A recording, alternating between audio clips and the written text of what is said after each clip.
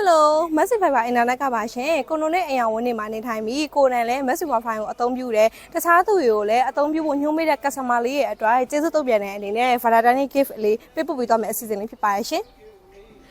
Oh Valentine gift မင်္ဂလာပါရှင်ဟုတ်မက်ဆေ့ဖိုင်ဘာအင်တာနက်ကပါ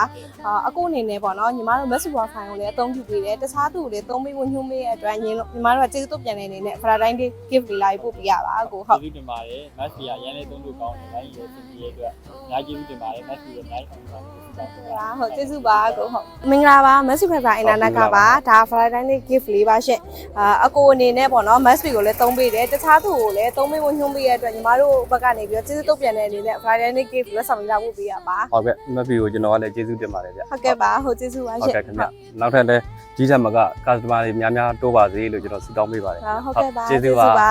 ဟုတ်ကဲ့ဟုတ်မင်္ဂလာပါရှင်မက်ဆေ့ဖိုင်ဘာအင်တာနက်ကပါအခုအနေနဲ့ပေါ့နော်မက်ဆေ့ဖိုင်ဘာအင်တာနက်ကိုလည်းအသုံးပြုပေးတယ်တခြားသူကိုလည်းအသုံးပြုပေးဖို့ညှိုးပေးတဲ့အတွက်ကျေးဇူးတုံ့ပြန်တဲ့အနေနဲ့ Valentine gift လေးလာရေးပို့ပေးရပါရှင်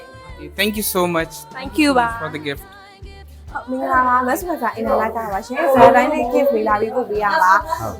အခုအနေနဲ့ပေါ့နော်ညီမတို့ mess ကိုလည်းသုံးပေးတယ်ပြီးတော့အကိုကိုယ်တိုင်လည်းတခြားသူတွေသုံးဖို့အတွက်ပေါ့နော်ညွှန်းထားပြီးတဲ့ကျေးဇူးတုံ့ပြန်တဲ့အနေနဲ့ Valentine gift လေးလာပြီးပို့ပေးရပါရှင် ဟုတ်ကဲ့ thank you ပါကျေးဇူးမိတ်တင်ပါတယ် ဟုတ်ကဲ့ เนาะမက်ဘီကိုလည်းမူရိတာအင်အားနှစ်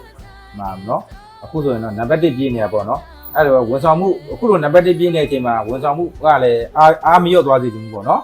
အင်တာနက် line တွေကောင်းပြီးတော့အများနဲ့နံပါတ်1နေရာရပါသလိုဆုတောင်းပေးပါတယ်ခင်ဗျ ဟုတ်ကျေးဇူးပါရှင်ဟုတ် ကျေးဇူးပါ ဟုတ်မင်္ဂလာပါရှင် message fiber အင်တာနက်ကပါဟုတ်အမအနေနဲ့ပေါ့နော် message fiber ကိုလည်းအသုံးပြုပေးတယ်တခြားသူတွေလည်း wifi တက်ဖို့ညွှန်းပေးရတဲ့အတွက်ကျေးဇူးတုံ့ပြန်တဲ့ဒီတဲ့ Valentine gift လေးလာပြီးပို့ပေးရပါဟုတ်ကဲ့ပါရှင်ဟုတ်